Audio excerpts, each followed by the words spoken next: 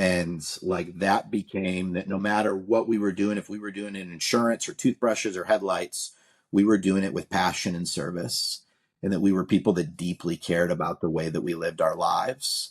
And so we went from, I mean, when we took on Atlantic Street, we had 100 employees, 30 million top line. When we just sold a couple months ago, we were at 600 employees, 240 million top line, and could have never. I don't even know how it happened. And the thing is, I think the business could probably double again in the next 2 or 3 years if we work hard at it. Hey guys, this is Brett Young, Taylor Young, and Rod Erb, and you're tuned in to the Be Extraordinary podcast with Erb and Young. Real conversations about business, leadership, and personal development. All right, welcome back to another episode of the Be Extraordinary podcast. We have an unbelievable guest with you guys this morning, this afternoon, this evening, whichever time zone and wherever you are today. If you're driving, put 2 hands on the wheels because you're not going to want to miss this. And it's going to be an exciting next hour. We have Matt Immerfall on the line with us today, and I'm going to give his bio, which is not going to do him service. So we'll hopefully be able to fill those shoes in the next 45 minutes to an hour. But dude, Matt, first, before we start, man, I just want to say absolutely thrilled to have you. This is long overdue, and thank you for being on the show, my friend. Yeah, man, excited to hang with you fellas. Respect you guys a lot. Love who you are as people, and look forward to talking about some fun stuff. Oh, man, I can't wait. Well, for the listeners that don't know Matt, he is a, man, I would say you're a local legend, but you're now relocated up in, was it Charleston now? Is that correct? Yeah, correct. Charleston, South Carolina. Yeah, recent transport, but you'll always be a local legend down here in O-Town, man. So we're excited to kind of circle the wagons. But Matt's a UCF grad in 2006, went to University of Florida, MBA graduate in 2009. Has always loved entrepreneurship, building things with people that he cares about. And that's one of the things that I always get from you, man, is just the level of care and love that you have for the people that you build with. Over the past 15 years, Matt has helped build a successful private equity-backed automotive parts and manufacturing business. All-Star Auto Parts, upon his exit, was $200 million top line in revenue. And in 2024, he successfully sold the business, is now focused on expanding a bagel company, a franchise concept with a college buddy of his. And I think they signed up for, 26 stores. And we were joking before the camera turned on that, why didn't you pick more than 26? But huge next chapter in his life from an entrepreneur's perspective. Can't wait to get into that, but really excited. But while business and entrepreneurship is in his DNA, and if you talk to him for 2 seconds, you'll realize that we say business is our sport, and man, I feel like, Matt, business is your sport, dude. His primary focus is spending time with his wife and his 2 kids, man. It's a huge focus on this relocation. He's been very adamant with me just in private conversations about the time and the ability to be able to soak that up and really enjoy that. He's also been a lifelong, college basketball, college football, Michigan guy, which I know Rod loves that. And we have to keep him on the wagon, keep him on the tracks here. National champs. We whisper that this year. Yeah, we're still the national champs right now. That's right. That's amazing. And then lastly, man, you're always such a giver. You volunteer with the church, spending time with just, the people in your community and that you care about, and are always so thoughtful and giving. So, man, just an all around incredible human being and a damn good entrepreneur, man. So, Matt, thank you for being on the show. So excited to have you here, man. Yeah, fellas, I look forward to it. I mean, from a distance, obviously we've got some personal friendships, but you guys just keep up the energy, and I just like the commitment to kind of getting after it a little bit, right? So I think you guys have embodied the things that you guys set out to do and inspire me at the same time. So I enjoy following your guys' story and excited to kind of jump into your podcast and dig in a little bit. Incredible. Very Incredible. Cool, man. Very cool. Well, selfishly, man, I know we've only got so much time. I want to give the listener as much as possible. It's not every day that we get to have somebody on the show who's built a company that was north of 200 million. And that doesn't happen by accident, and it doesn't happen overnight. And so there are a lot of seasons and a lot of challenge and a lot of triumphs and twists and turns. And I know I've had the privilege of doing a I wouldn't. The last time we spoke, it was a walk, and you're like, yeah, man, no problem, I'll talk to you. And we jumped on a walk, and it was one of the most fruitful walks, and it was just like such a metaphor for the journey of Yeah. what this is like to go down this path that sometimes doesn't have, it's not illuminated all the time. So trying to pull today of, going from start to this exit and the seasons in between those, and specifically in regards to scale, like what is the season and what did it look like to go from the 0 to 3 million, which I believe your grandfather had done, and then taking it from 3 to 30 million, and then you had an opportunity to have a capital partner at that point at 30 million and beyond. And so for us that are business nerds and sports athlete or business athletes, we look at that and go, man, what does it take to do those chunks? Like, what is required between those different chunks of time and those levels? But then also, what do those seasons look like? And then do they weave in and out? So, man, I'll open it up to Tay and Rod. I know we had a lot of questions. We'll try to be as concise as possible. Matt, give you the floor, but I just want to say, man, I don't think it. I'm just excited to hear this from you because it's for the listener. But candidly, I'm going to be taking notes, man. So thank you for being on the show, Rod and Tay. I'll open it back up to you, man. I know you had a lot of questions to ask. We'll kick it off.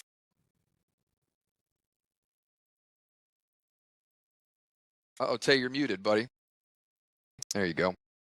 How could I ever mute myself? That's crazy. No, I just said intensity, obsession, will, activity. Like these are all words. As Brett's making that, intro, I was there a little bit more in the early days and had the privilege of seeing, a company that kind of the company before the company, the start of the company, and watching it scale fast. And I wanted you to speak to, that time frame. Bring us into the beginning of, also one of the things I appreciate about your story is like, you're like, man, I'm selling headlights. Like at first, right? Like it's headlights. It's not very sexy. You're in high finance before that. You jump into entrepreneurship, and so many people that I were getting out of school with, you want the sexy job, the splash job, the tech entrepreneur gig, and you go, no, man, I'm gonna sell headlights. So, what were those early days like, and what was required in those early days from you, good, bad, or indifferent? It's funny too. Like, I mean, if you kind of look back at if you knew what you knew back then, what you know today, like maybe how you think about it differently. I think even flying like slightly, like a little bit higher. Like my grandfather, he built a business back in the day. He had a gas station, worked 7 days a week, stupid hours, like unhealthy. Like I think he was working 17, 18 hours, and then you just go to the gas station. Ultimately spun into the salvage business, which is essentially a junkyard.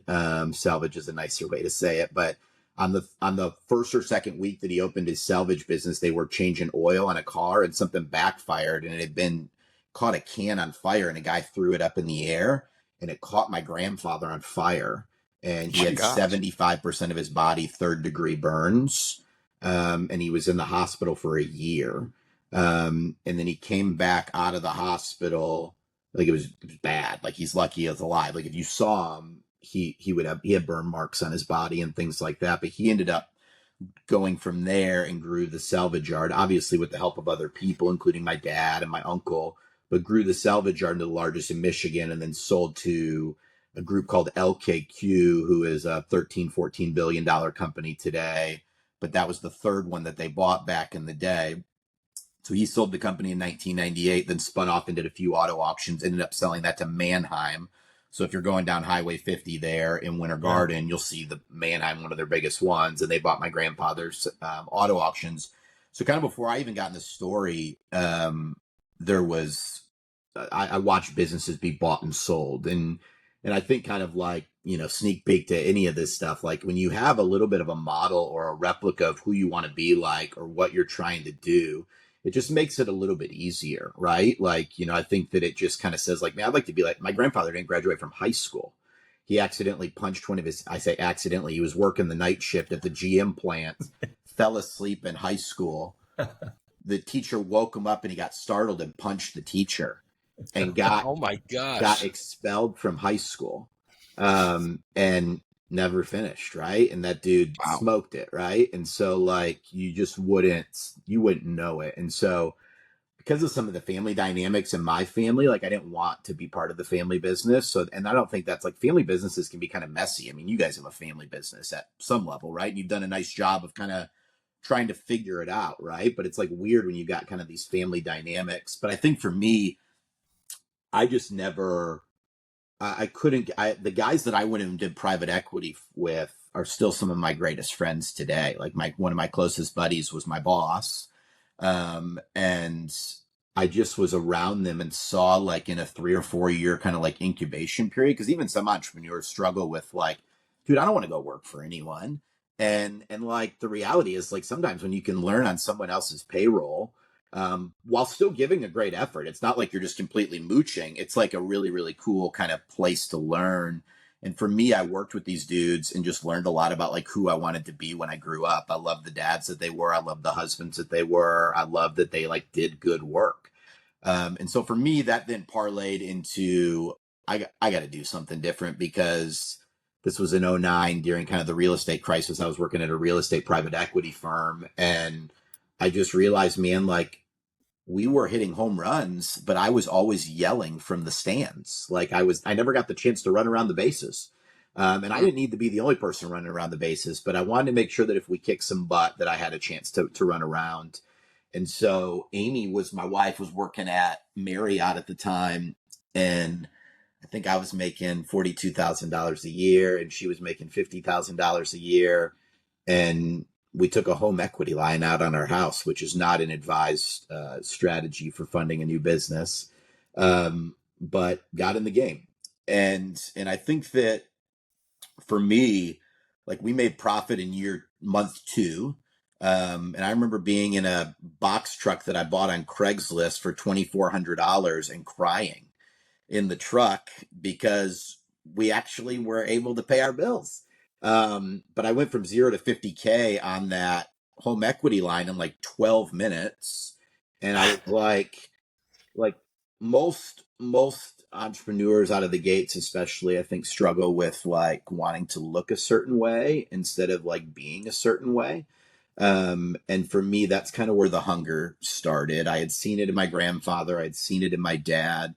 And so Tay, you use words like obsessed, like you could probably add in words like unhealthy and like words like, I think that that's like for me, like especially out of the gates, and it only continued to materialize. Like people that like hustle and figure stuff out, like have kind of, you don't just randomly get there, right? Like you got kind of an unhealthy tint to it. So I think in that first stage, it was me and one of my buddies, and we worked like crazy people. I was used to wearing loafers with no socks and rocking this private equity job, and now I'm going into a salvage yard environment or a body shop environment where my khaki pants are getting some grease on them, but as long as I'm filling up the back of my truck with headlights and taillights, I'm doing what I need to do. And so I think for us, like a lot of it was just that initial drive.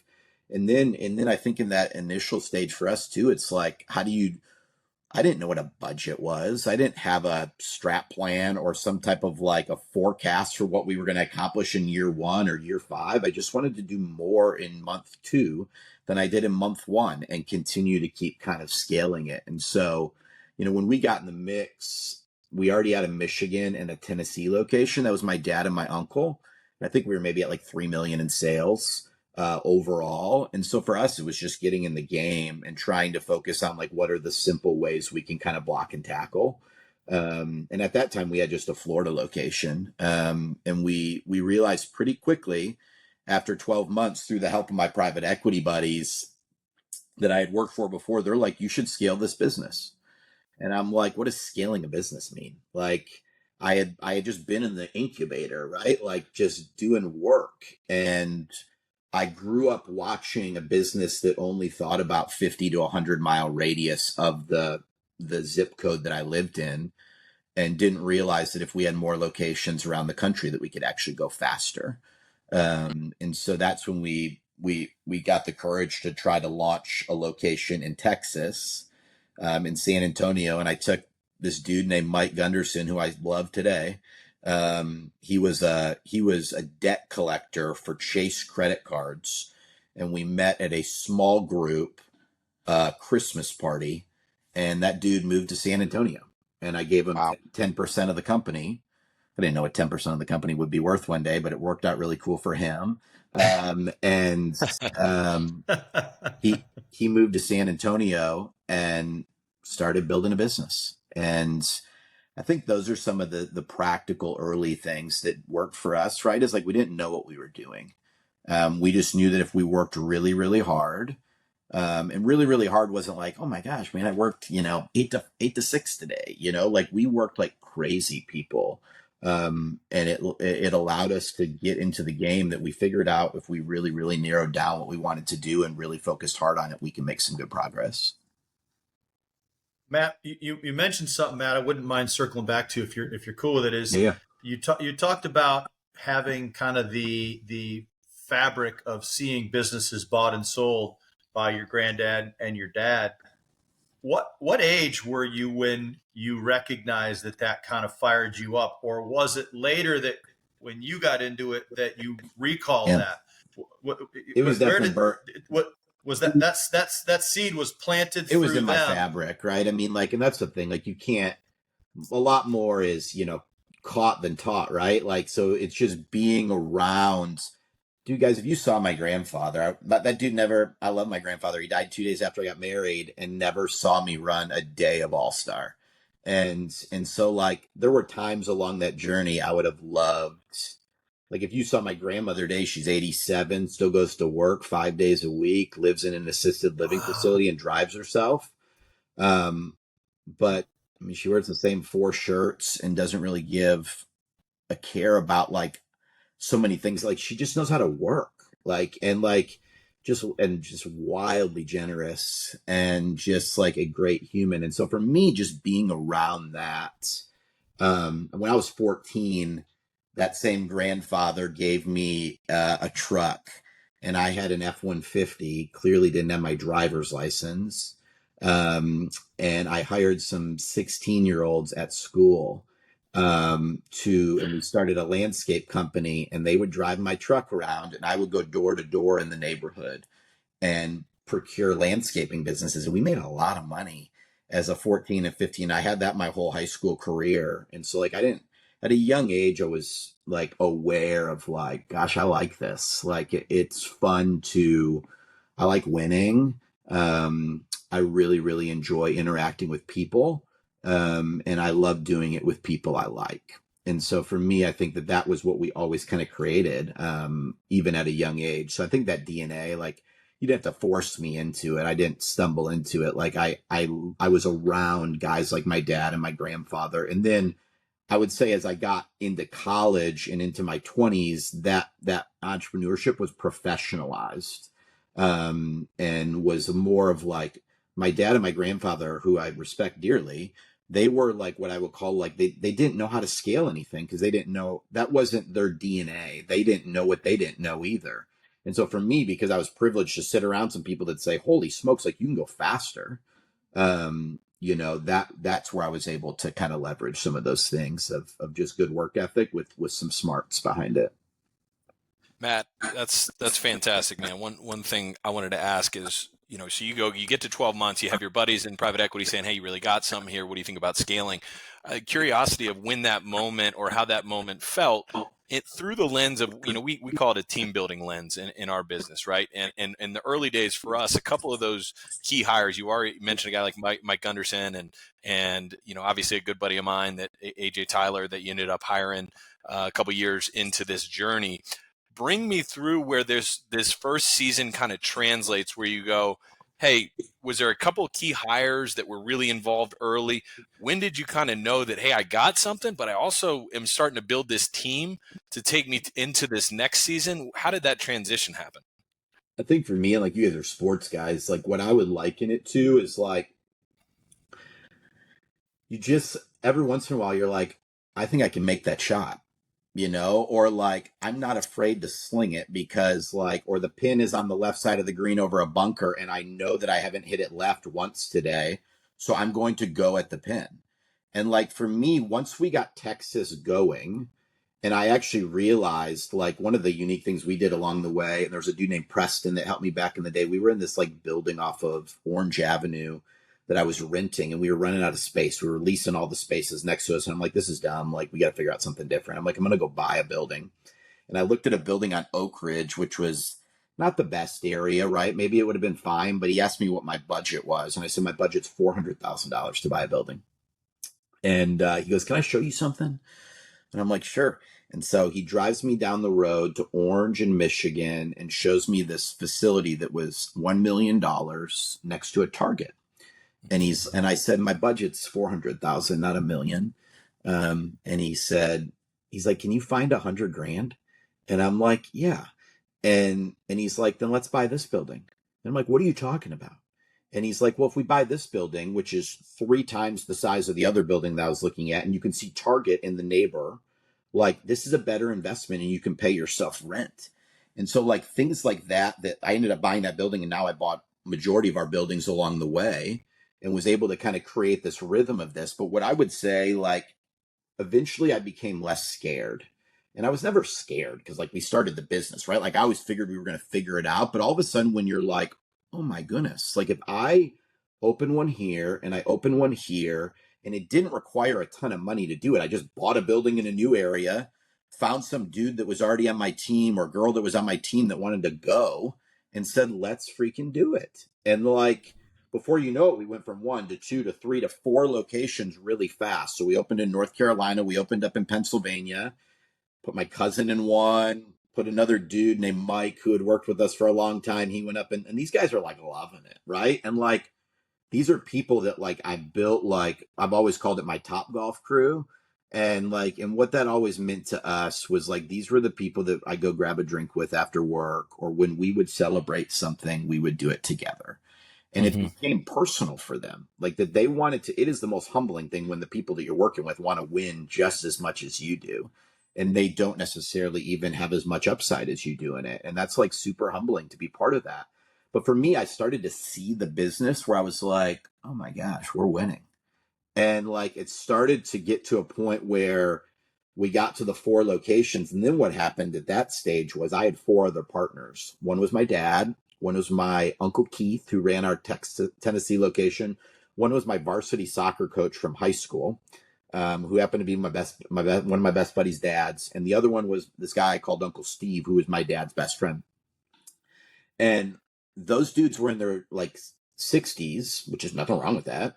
But I was running at, like, I'm in 5th gear, and they're kind of chilling at sometimes in 2nd and 3rd gear. They were absolutely helping the business, but they would admittedly say, you're crazy. We're not. We don't want to be on the road all the time. We don't want to, like, you got more in the tank than we do. So what do we do now? And I didn't have the money to pay them because they were all relying on selling the business to retire. And because in the backdrop, they all knew who my grandfather was. They all assumed that this big old LKQ one day was going to come up and try to buy our company. And the funny thing is, they actually tried one day, and everyone got excited because they offered me $1 million for my location, which is a lot of money. And it felt cool for the moment, but then we were like, let's not do that. But with my partners, I said, I got to find a way to get them onto whatever's next for them. And so I offered them the opportunity to sell their businesses to me and let me run the whole company. And so I then bought the Michigan location, I bought the Tennessee location, and ultimately bought the California location. And the cool thing is I didn't have to give them any. I think I spent $250,000 because the business that we had built with the 4 locations that me and my crew had started was bigger than all of their locations significantly. And so we were able to leverage what we had built and give them equity in our bigger opportunity. And what I told them was I would help you sell the business. And at that point, we realized, holy cow, like, we're really good at what we're doing. And all we're really doing, like, is staying focused on customer service. Like, we were in an industry where they're very rigid. If we close at 5 and you call at 5:01, we're not going to take your call. If we have a return policy that says 30 days and you call on day 32, like, sorry, the F-bomb was part of the story because it's a rugged automotive business, and we kept it clean. Like, I knew what a really, really good customer service experience was like because I grew up going to, there's nothing wrong with Outback Steakhouse, but if you can go eat tonight at fill in the blank, Capitol Grill or Ruth Chris, or fill out whatever the nicest steakhouse is in town, Del Frisco's or whatever it is. Why would you want to go to Outback if you could go to those?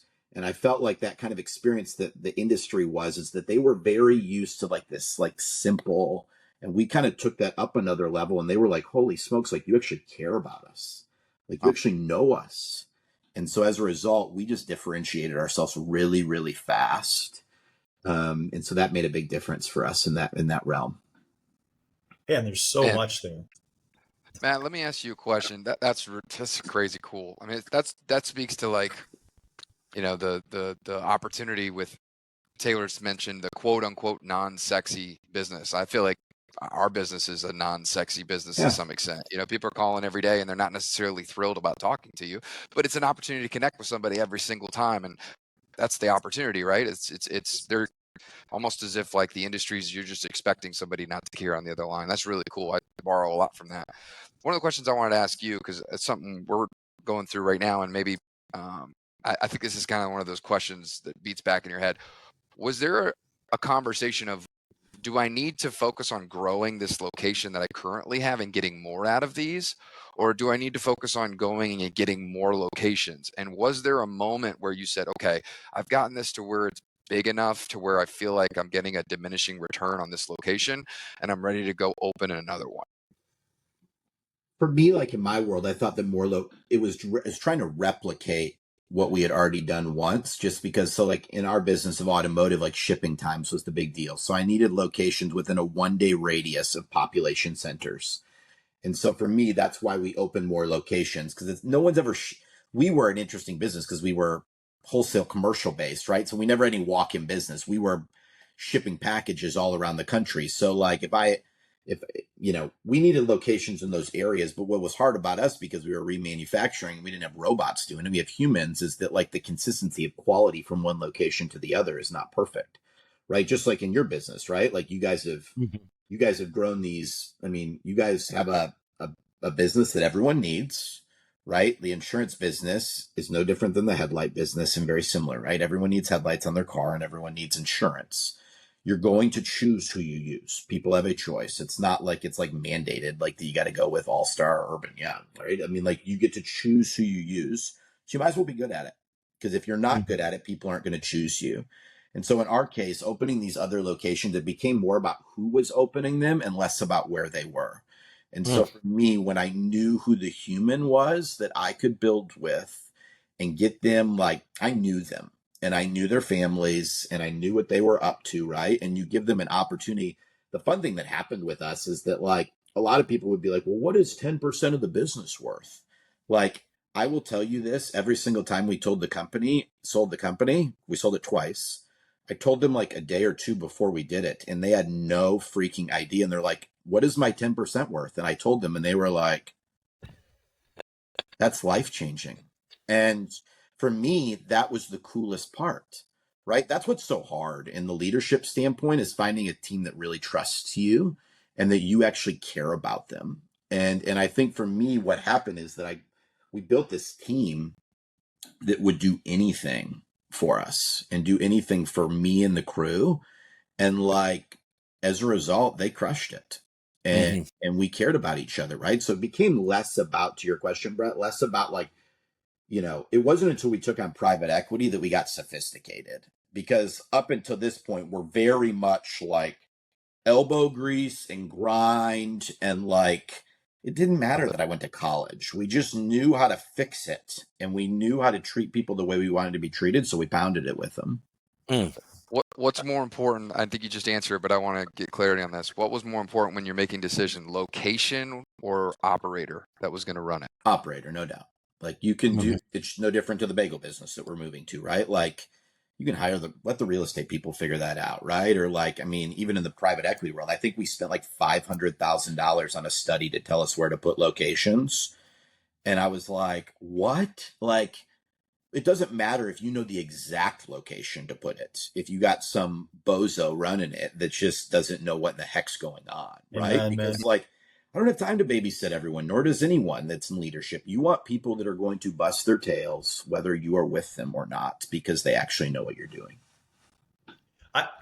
If I may, Brett, Tay, I want to circle back. Matt, you talked about your intensity as compared to your other partners. You talked about earlier on, you talked about healthy habits and potentially the fact that some of those habits weren't healthy. I'm thinking about the entrepreneur listening to this, and I'm thinking about the different seasons that, myself included, I have a propensity to say yes to everything. And I've been accused of keeping unhealthy paces at certain phases of my journey. But I think to myself, how do you, different seasons of your business require different identities from you, the driver, the entrepreneur. And you mentioned now earlier in the introduction, you mentioned that you have the important things are now in order more than they've ever been. Can you talk to me, the listener, the entrepreneur that's listening to this, about the phases, about realizing, look, right now, this is what's required. Yep. Whether I like it or whether you like it or not, this is the phase we're in and this is what we require. And talk to us about that progression to ultimately the balance of where now you have the important things in order. And I ask that question because I battle. I battle with the fact that if the important things aren't the important things, is that enough?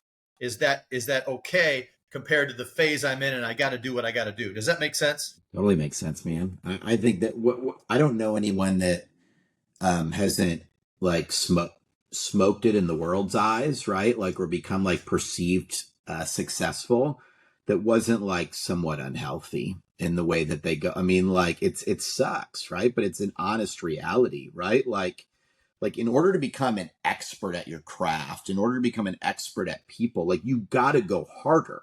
Like, I mean, Tay, Division I athlete, right? Like you don't just show up and like, oh, I just happen to be, I mean, like, you know, really, really good athlete, right? Like you have to work hard, right? And especially because I mean, like undersized for your position, right? Like you got to go at different levels. So I think for me, like what's super hard about that, right? Like it's like super easy to, once you've sold your business, to look back and say, oh, of course I do it differently today, right? That's what sucks, right? Because I like to believe that what would I have loved to hear in like 2016 or 2017 that maybe would have done something a little bit differently. Like, I think the biggest thing that maybe I would challenge Rod that I could do differently, because like you got to work like an animal, right? Like it's not all of a sudden like you're just going to do 30 hours and get the same output, right? Like you figure out how to get people to help you. I think that's one of the things. The problem is like I had people around me that were unhealthy. Like they were working crazy hours. I can't tell you how many times there's this dude named Mike Law, who's one of the hardest workers I've ever known. And that bro he'd text me at 4:00 in the morning. I'm here. I'm doing this. Or I would work like crazy. And unfortunately that rubbed off. Fortunately and unfortunately and fortunately, it rubbed off on the people around me. And so they started to work like crazy people too. Like I mean, one of Taylor's friends, AJ, who you guys know, like I would die for that guy, man. Like that guy we've done more together than like he would be my first round draft pick at anything that I would do again, because the guy's an absolute animal. But I will tell you, there was like a turning point about 3 or 4 years ago where I literally said to him, if you want to win, you need to do this differently. And like something clicked for him, and that he became passionate about us winning and us doing things differently. The thing that I would tell you, Rod, like that maybe if I could do it differently. So I don't know if what I'm saying makes sense, but what I would say is in order to win, you have to sometimes be unhealthy. And unhealthy, I don't mean like go hurt yourself.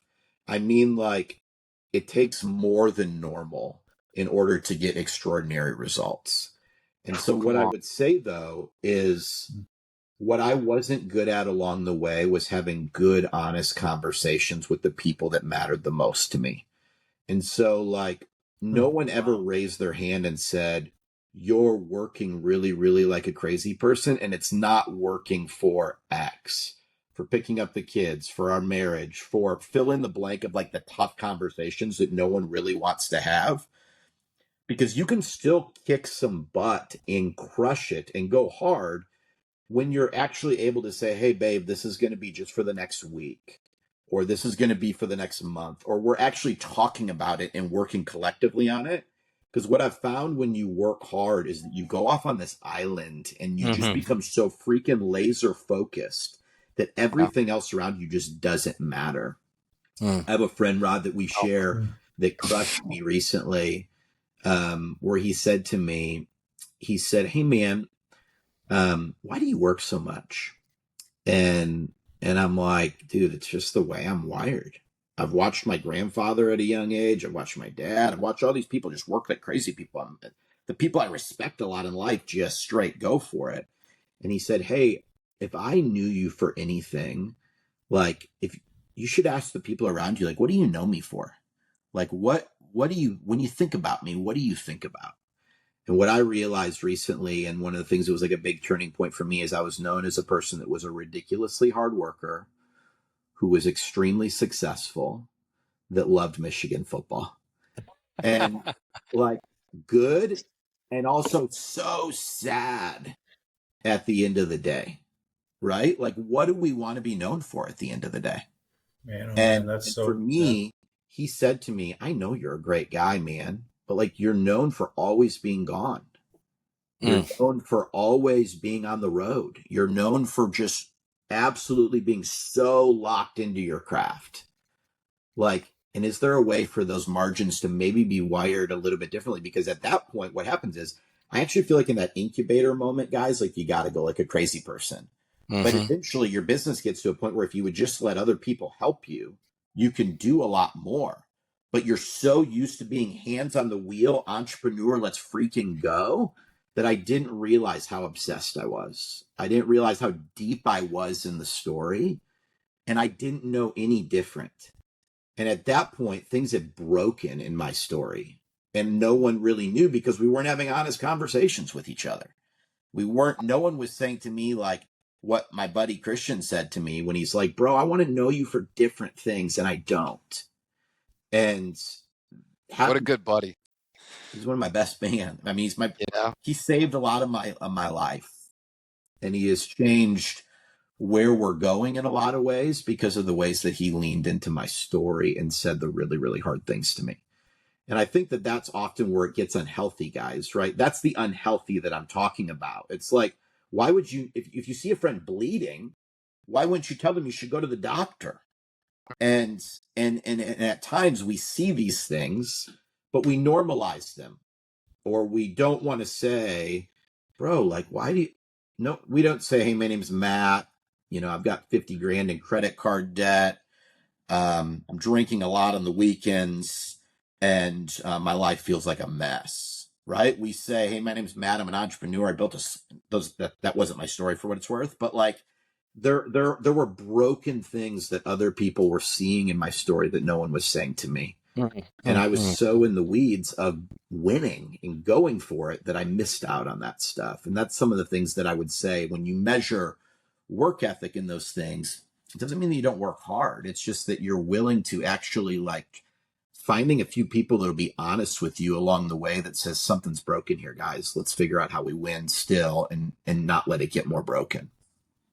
Yeah, it almost seems, Matt, that there's when I hear you say that, you talk about it takes, I think it takes what it takes. In the beginning, you got to scratch, you got to claw. And sometimes I feel like entrepreneurs can come out of the gate trying to pace themselves for the marathon, when in reality is if they don't sprint, they're not going to get the opportunity to run the marathon. And, So good. you know, I operate in seasons because I think about sports. I think about the off season versus the season and so on and so forth. And in the off season, it's like get your body right, get stronger, skill development. The season is like get in really good shape for the season. You're going to have it like to try to peak to play your best at in the spring, right? So it's like this constant cycle of acknowledging that different seasons require different things. And if I just go hard and I sprint during the entire calendar year, I'm going to get hurt. Or if I pace myself the entire calendar year, I'm not going to play or I'm not going to make the team.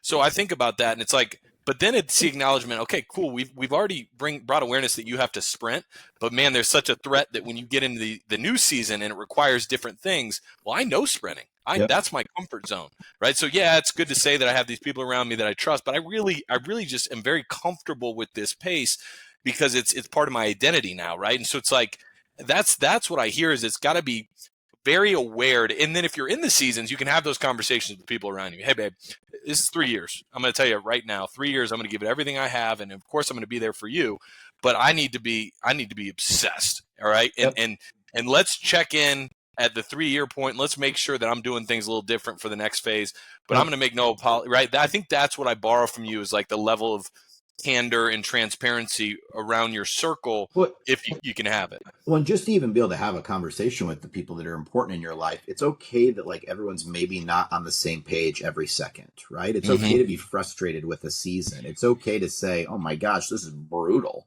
And that doesn't mean you have to quit this or quit this, right? But it's being able to figure out how you wire that all together. I find in the context of business too, everyone likes to congratulate everyone for opening a new business. Oh my gosh, you're such a great entrepreneur, blah, blah, blah. But like, you should congratulate someone and a year later they're still in business, right? Like, or that you're actually like still building it. I think for me, those are the things, because I used to find so much satisfaction when I would go to events for All Star and people in the room. We like, I almost disserviced All Star sometimes, like by how little I told our story.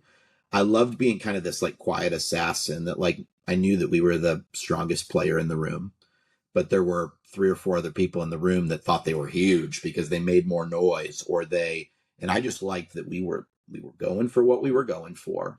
But I think that balance of balance, I mean, you use the word balance, Rod. I don't know what balance is, man. Like, so it's like, it's trying to find, what do I care about and who do I want to be? And trying to align those things. Cause I think that you can lose yourself absolutely on the way to success. And for me, I had some things happen in my life that I wish wouldn't have happened. And as a result, I look back and I'm like, goodness gracious me. Like I was traveling 150, 160 days a year as we got into it, you know? So guys, transition of that last season, if it's helpful, I think it's a natural transition. Like I didn't know you could sell your company. A portion of it, I had watched my grandfather sell his whole company twice and he was gone within 2 weeks of selling his company, right? And I had a buddy up in Atlanta that told me, hey man, I'm selling part of my company and I'm still going to be on it because I'm in my 30s. And I think for me that was huge. We hired an investment bank, met this dude from Atlanta that was awesome, and we took the company to market because I was trying to help my 4 partners get out. And we ended up taking it to market, and we ended up having we had 44 different offers to be our partners. And I got to meet with all these wonderful like people that I knew their names, right? Like they were CEOs of companies that we had all heard of. And we ended up taking on a partner in a group out in New York called Atlantic Street Capital, and they were my pals, man. And we got into the weeds and the things that we accomplished when we took them on. We were at like 30 million top line, 5-ish of EBITDA, and we had some of the most insane things happen in 4 years. It took 5 years to sell the company. I was on the ride for 4 years. And the things that they did, man, that we would have never had the courage to do in terms of hiring really, really competent people and paying them extremely well. We bought 5 other companies along the way. And all of a sudden it then became that like I was the culture piece, I was the hard charger. But when you bring smarter people into the story, like what I like to say is that we gave them a humanity that they didn't even know about. And they gave us aggressive smarts and capital that we could have never accomplished by ourselves. And so, Wow. 4 years into that, we hired a new CEO. And that's kind of when my personal story changed. And I realized I went to work on a Friday. I did not go back again. When I realized I needed to work just as hard at home as I was for the company that we had helped build.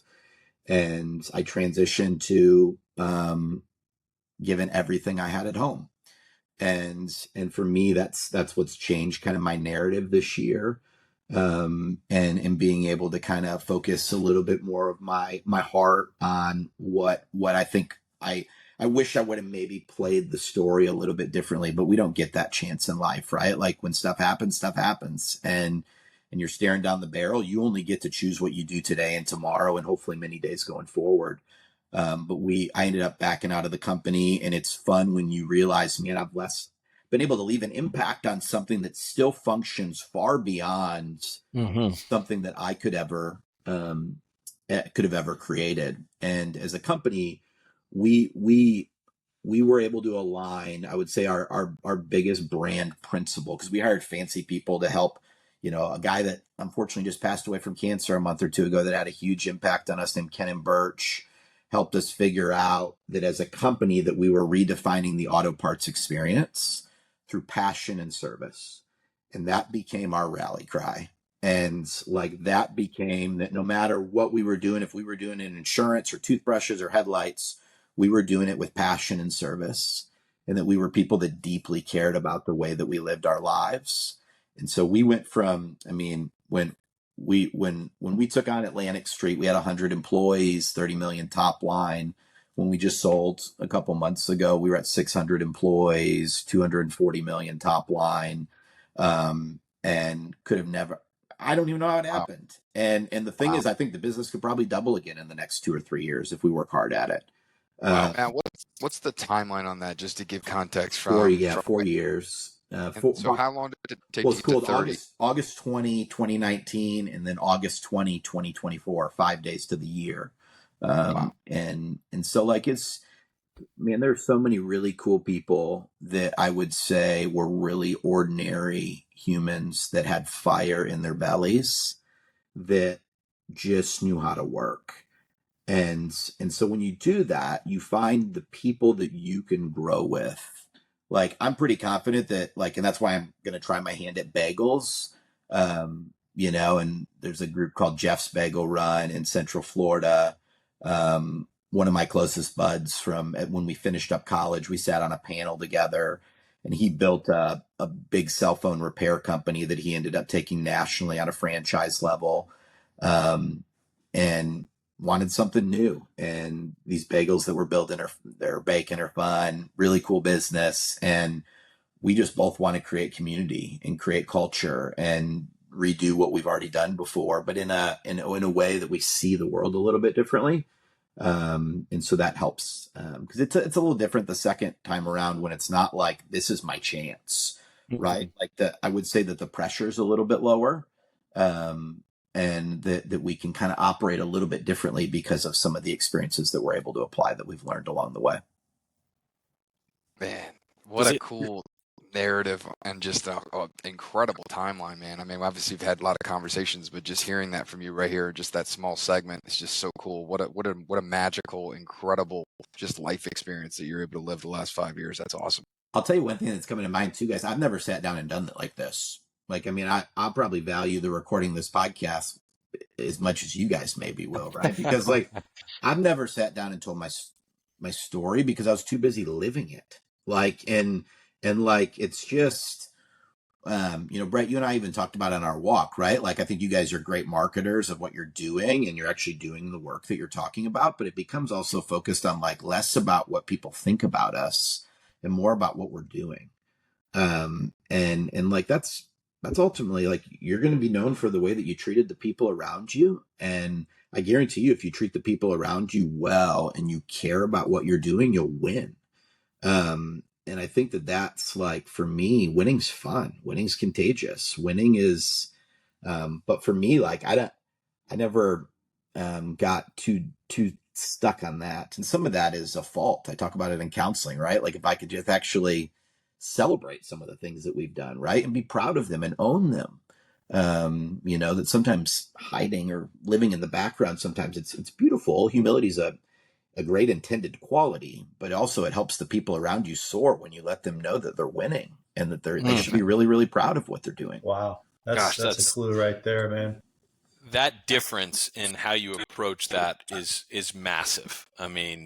Great. And I just appreciate whatever season you're in to be able to share, and even the idea of using numbers, right? Real numbers, and how that's going to help a listener, how that helps us, to see, hey, 30 million in revenue and 100 employees to 200 plus and 240 and perfect. That actually gives me an idea of okay, I can get my brain around that, rather than sometimes as entrepreneurs with that intended humility, we think we're helping by being the quiet one of saying, but you're actually hurting because they're having misperceptions. So you're trying to just philosophy and conceptualize people to death. Mm-hmm. They're like, dude, what are you at right now? That's fine. Just let's talk about it. Let's talk about it without judgment.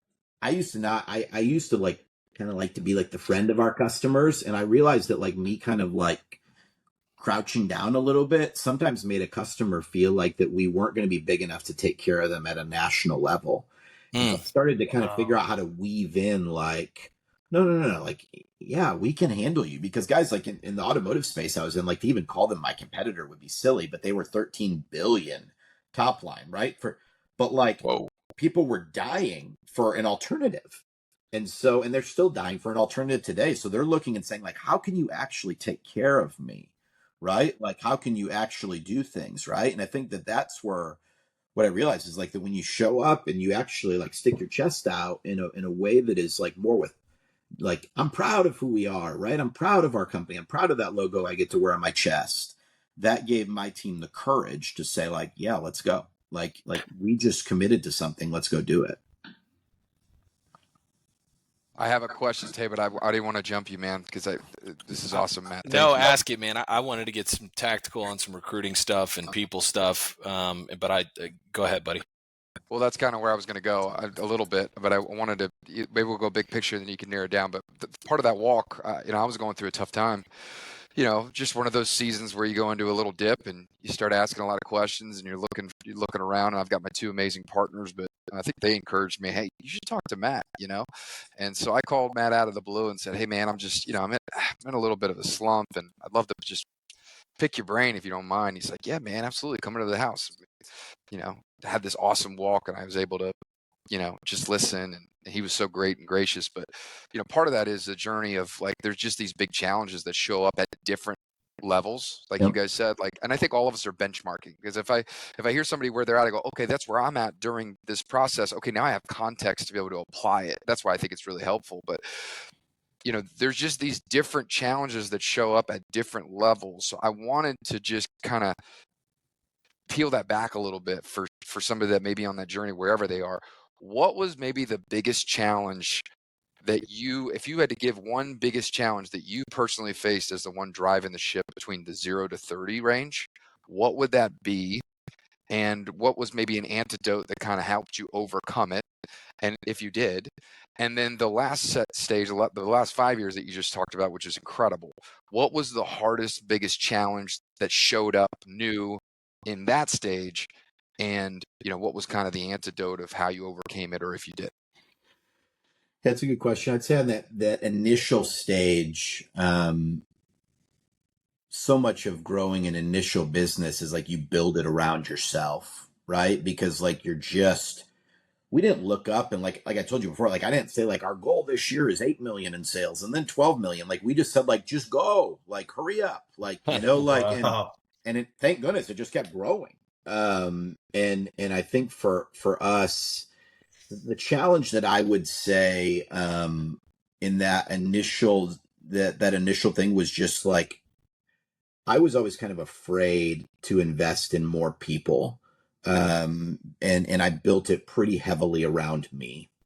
And man, I was able to motivate and have fun, but the reality is I could only be in so many places at once. And I was pretty particular about the way that I wanted it done. And so as a result, that kind of made everyone I felt like was kind of looking and saying, what do we do now, Matt? And they were doing great work, but I think that I wasn't doing an awesome job of like fully empowering the team.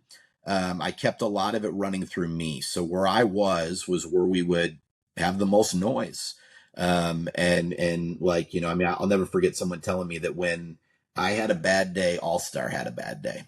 Oh, wow.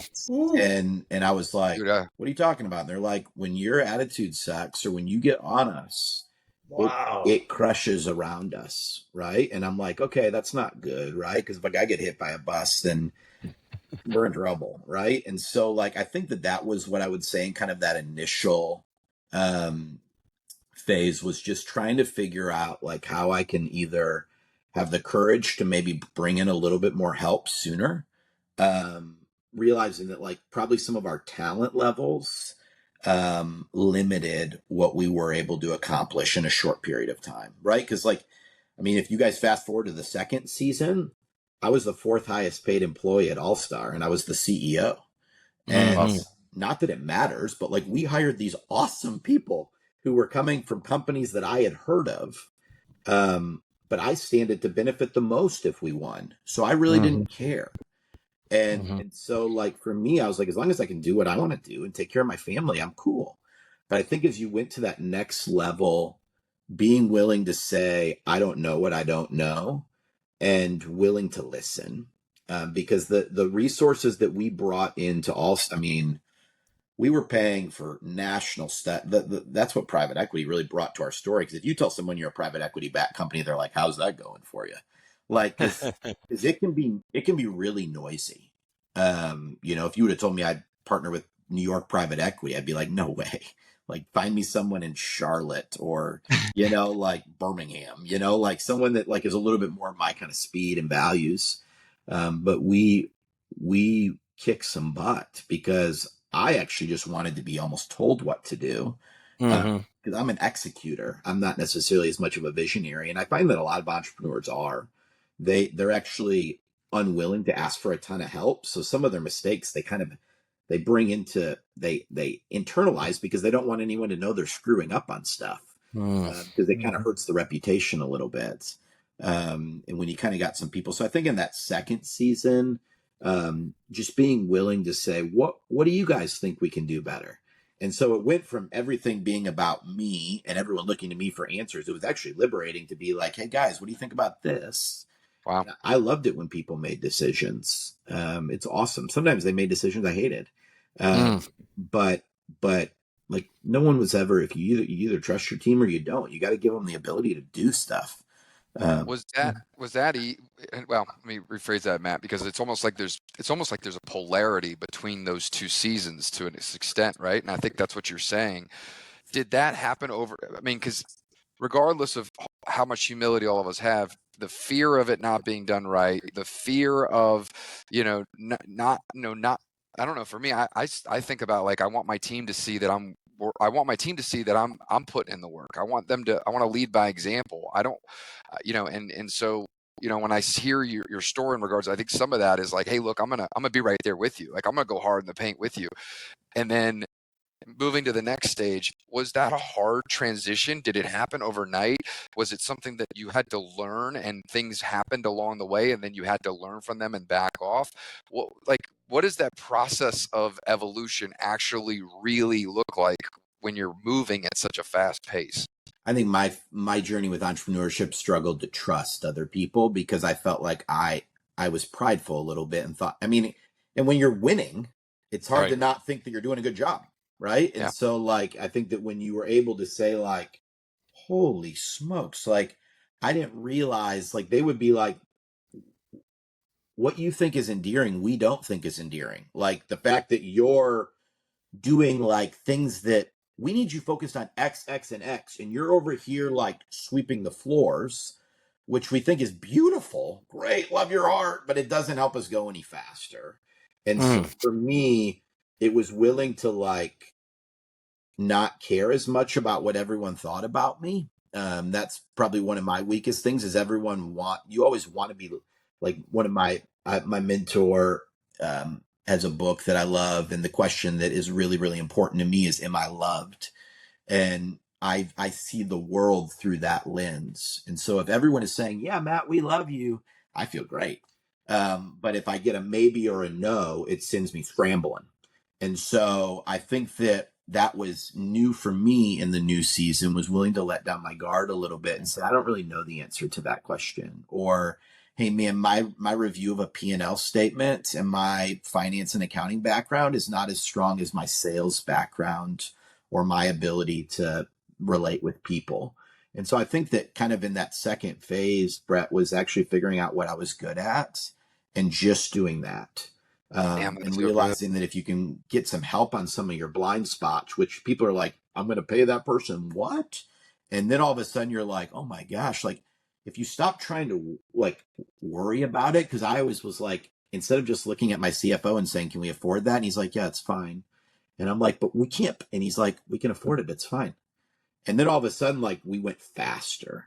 Because that was the cool thing, right? Is like that you actually had to take your hands off of the wheel. Because most entrepreneurs, especially the family-owned business type, they want control. They want to make sure that they can still get their gas card and run their family vacation through the company and blah, blah, blah, blah, blah. Like, it's just like, and they don't want anyone to know because it's a lifestyle business. The question, are you building a business? Are you serving your lifestyle? Or are you trying to build something that one day will be valuable to someone else?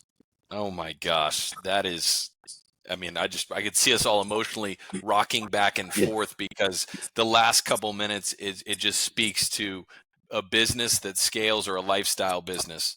And I wanted to talk to you just real quick about talent in those seasons. So just following along Brett's format from the 0 to 30 and then beyond, and maybe you answered the question a little bit. What it sounds like to me is that the people that you recruited in the beginning were like these ride or die, tough, down for the cause. Yes, of course they had talent in their own way, but it wasn't talent in a way that was experienced in what they were doing, right? Like, and then it seemed like from the 30 to 240, no, we're going to go pay people more money that have already done something similar.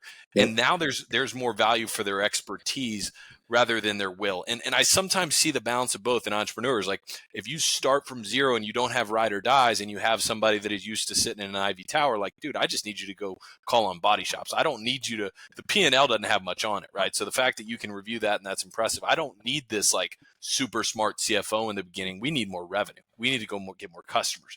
So how did that translate on how you recruited and navigated those seasons? They're not like, it's not one or the other, right? Yeah. Like, because they're in the second half where we hired some of these fancy people, like, for example, like in the sales side of the business, we never got the right person. Like, we kept missing because all I wanted was AJ Tyler to stick with me, right? Like, but like trying to find, because AJ's an animal, right? Because you finding that balance, like, there's certain roles that expertise really matters. Because I would say that as we started to hire some of the fancier people, sometimes the fancier the resume, the less work they want to do, because they're all about like, oh my gosh, we're going to outsource this and this, and like they're people that are actually my friends still today that weren't the right fit for our business. But like, the hardest thing so finding the talent level, like, there's not a study to tell you work ethic. Like, you've got work ethic is something that's either in there or it's not.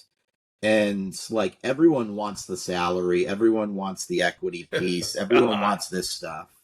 But like, you have to find people that really, really care. Because some of the people that would be my first round draft picks today were not my highest paid teammates.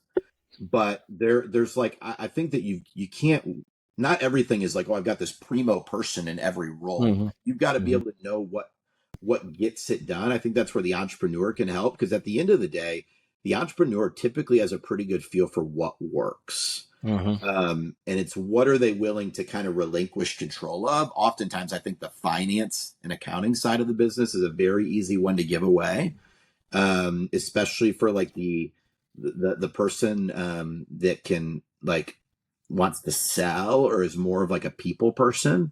And then it's tough. Like, I mean, on the flip side, like, sometimes you find the tech guy that is the brains behind the operation, or the person that actually knows how to write the code, but like, they don't want to hire a salesperson, right, to kind of help it grow, because maybe the personality is very different or things of that sort. So what I find is that, like, Brett and I talked about it a little bit when we went on a walk, right? Like, you've got to figure out, like, what are you willing to let someone else do?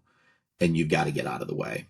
And it doesn't always work, right? Like, it doesn't always work. And sometimes when that's a big detail right there, man. When it's not working, stuff, get out of there. I think too, though, because you get frustrated. I hear you talking, man. Number one, I think to myself, you just can't teach heart, right? You just can't teach heart, right? You can look at all the other markers, and you can look at all the other resumes, and you can dress it up, and you can put your dog and pony show on, and you can present well when you're meeting with, the decision makers. But, I'm thinking about this a lot lately. It's like, it's hard. It's going to be hard for another Matt Immerfall to come into Matt Immerfall's purview to where he could say, man, there's my guy. Right. It's like, because, and this is just real with me. It's like, what I'm willing to do, short of what Brett and Taylor I know are willing to do, which is a lot of the same things. Very rarely does someone come along that kind of fits the same mold as what the three of us believe.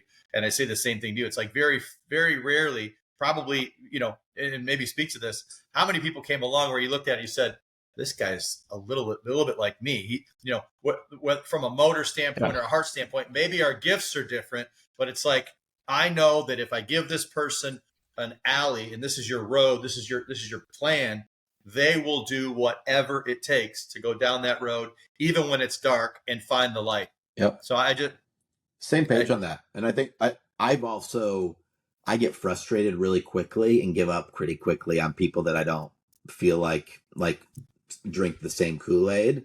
But I also realized that I wasn't oftentimes in a teaching posture of saying like, well, how do you just expect these, people that like find some hunger in their belly? And oftentimes, like, one of the things that we got really lucky with was that very rarely did anyone leave that we didn't want to I don't think it ever happened.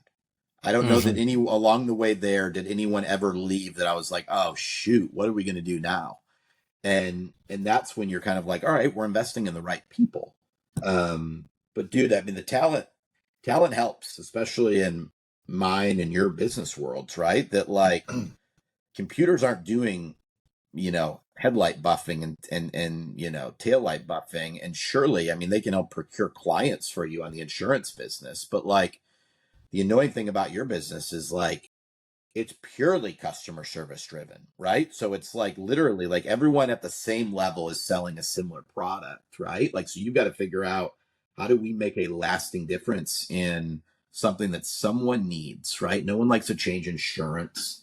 No one likes to change the bank that they deal with, right? Like, so it involves, even if it's unhealthy, it still involves, dude, I don't want to make a change. It just is harder, And so finding those people that can help you figure out how to make it go a little bit faster is huge. Yeah. One thing that when Rod was sharing and is that, you mentioned that, right? And I think letting go of the expectations that somebody's going to have the same hunger of you, it seems like would be a healthy observance of this, right? Objectively. True. Right. And because that's just not right. You got the upside, you own the majority of the company. There's just a reality there that I think is just, it's not helpful. It's not practically helpful to have. But when you're describing that, we all probably were thinking of a person that goes, wow, but when they show a glimmer that they will walk down that dark alley and they want to walk down, especially when it's dark. Yep. Am I going to pour into that person in a disproportionate way? Right. And you hope you would do that, right? Like, and I think that oftentimes, like, back to what I would tell you is that no one tells you when you're bleeding. Sometimes too, like, another thing that we're not great at is telling someone when they're doing a good job, right? So I think it's just like, Bobby, I just saw like something inside of you that I don't know if is there, right? Like, for all you know, their dad never told them they did a good job, right? Or they got the crap kicked out of them on the way there, right? And they're just dying for someone to believe in them, right? And then all of a sudden you're like, oh my freaking gosh, right? Because like, we grew up with people in private school, generally well-off families, right? That like maybe didn't have that work ethic DNA. Sometimes it's a person that their parents made $65,000 a year and the household income of their family was $92,000, right? So in their mind, they don't think that they're ever going to make more than $60,000 in their life because they never knew that was possible, right? Maybe you're the first person that tells them, let me show you a pathway to kicking some butt and doing it with people that you really, really like, right? And like, they're just like, this is awesome. I didn't know that you could believe in me like this, right? Like, and I think that that's where you can pass along the goodness that that's what I loved about my team, right? That those guys, I mean, when we just finished up at All-Star in August, I got to address the team as we finished my last day, and it was so special. Like, I mean, I'm weeping, like feel like I'm giving my, like a baby away, right? Like, but at the same time, like the people that reached out, like, I was just like, this is cool. Like, we have done a lot of life together, and those people are hustling, man. And so like, that's when it's worth it. So it's like, what are we giving back to our people to help them believe in themselves, right? So that they can help believe in what our bigger picture is.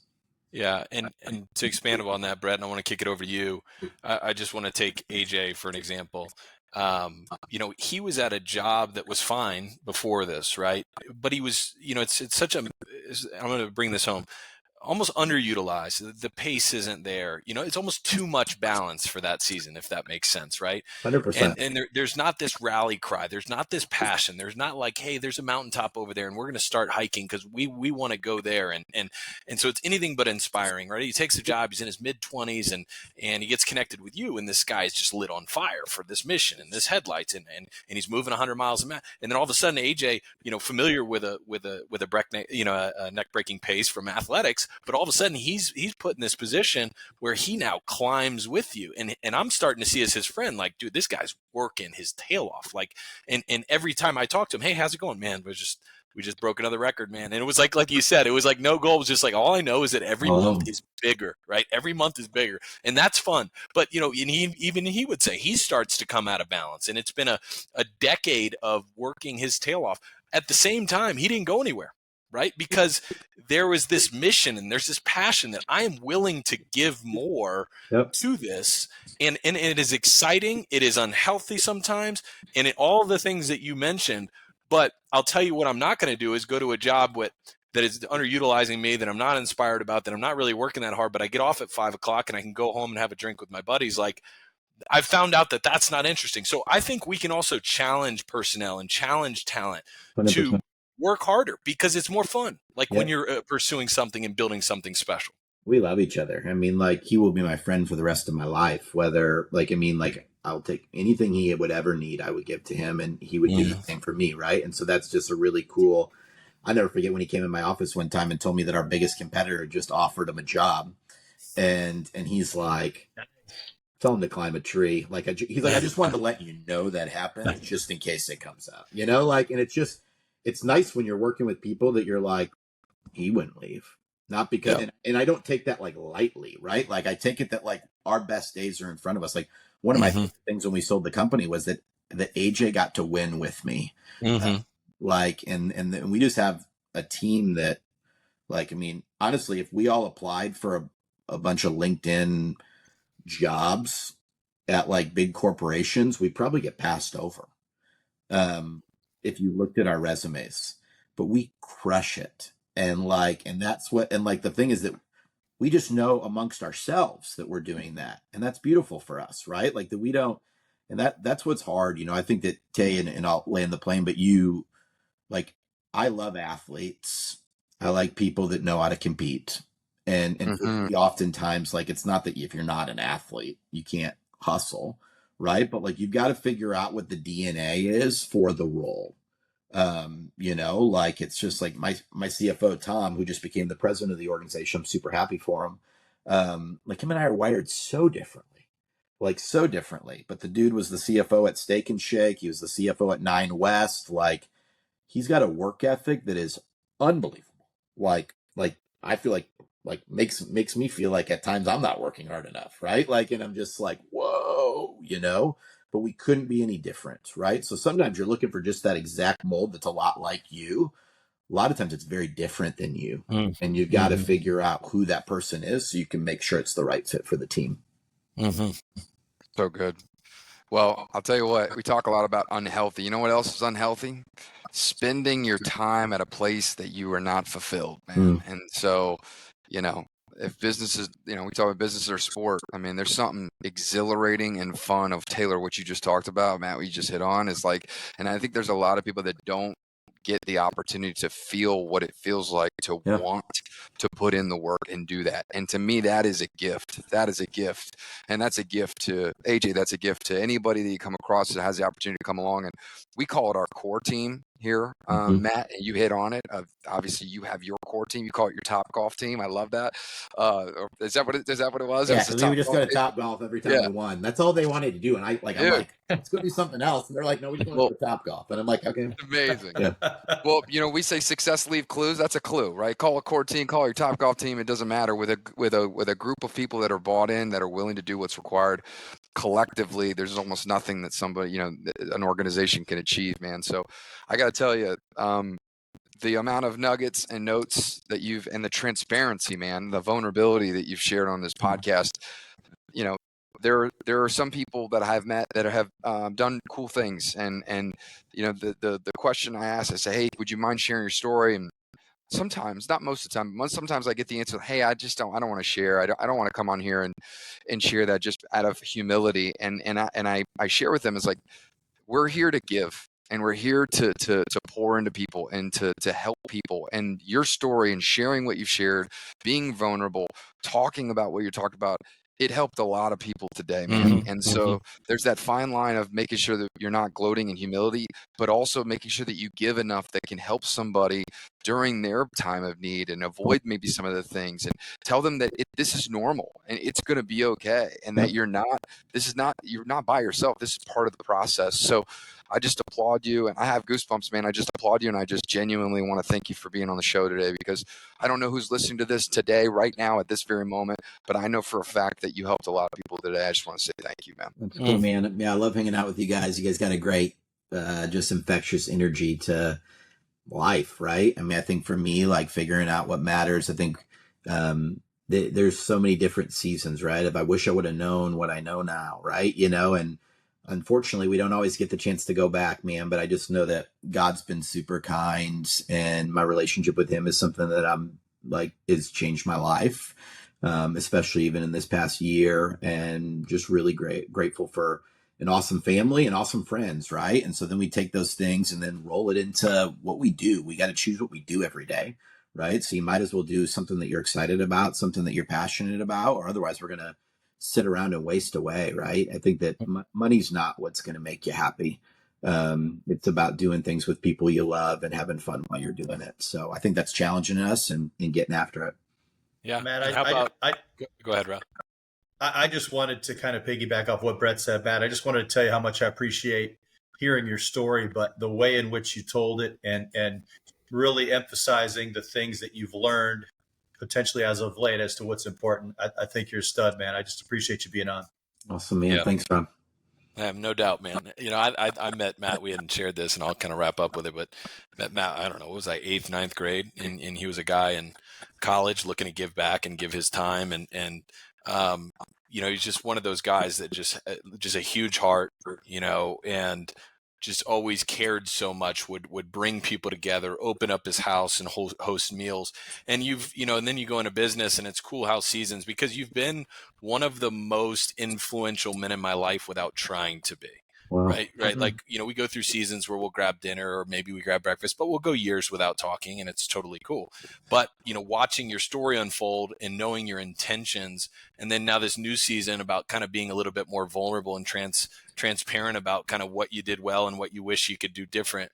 I just can't tell you enough how much that means to me, because we all go through those seasons. So to see somebody like you that I look up to so much, be candid about those, gives me permission to reflect and say, hey, okay, I'm not a weirdo. Like, the things that I go through, other people go through. So that's such a gift, man. And I also just would sign off with say about Jeff's Bagels. I think it's so cool that you're breaking also another perception, is people think like, oh, I'm going to start a business, I'm going to scale it, and then I'm going to sell it, and then I'm going to go sit on the beach. And you got plenty of money to go sit on a beach. You can sit on a really nice beach. But, clearly, there's this reprioritization that, hey, I'm not going to do this the way that I did, because at this season, it's not worth it. And I know I'm going to put that at the top of the list. But man, do I want to sign up for 26 franchise locations and pursue to build something again. And I just think that's really, really cool and inspiring, that your love of the game is now translating into a different business. Super cool, man. Means a lot that you said that. And I think the world of you, man. I think you're an awesome guy. All of you guys, man. Each day we get, guys, man, we get a chance to, there's always today where we can make an audible, right? Like, that's the cool thing about life, that as long as we're breathing, we've got a chance to be what we want to be, right? And go for it. So, dude, guys, this was fun. We should do this like monthly. Like, all right, yeah. Don't say that. Don't say that, because we will. We'll get you back on the calendar. This is just the start. Let's go, And so I don't even know what time it is, but I feel like I could just keep talking about just doing something with our lives, right? Like, what a cool way to be found at the end, to know that, man, hopefully you lived your lives for the right things, but I think just figuring out what that looks like and going for it, I think is what life's a lot about. So, man, gifts to you, blessings to you. I know you're going to crush this next season, and I can't wait to have a fake podcast every month that you think we're going to recording, but we just want more FaceTime with you. So I want the same. Let's do it. I'll get you the invite, man. So let's play golf or something. We can hug each other in person next time. So I'm free that day. Yeah, I'll bring bagels. I'll bring bagels. Amen. There you go. Amen. Well, man, I'll tell you what, if you listen to this, I just want to say thank you from the bottom of our hearts. We don't take that for granted either. I hope you got a lot of value out of today's episode. I know we did. And man, I'll tell you what, we talk about not being ordinary because it can be boring for those that want to stretch and push for more. So go out today, be extraordinary. Matt, thank you for being on the show. Bye-bye for now.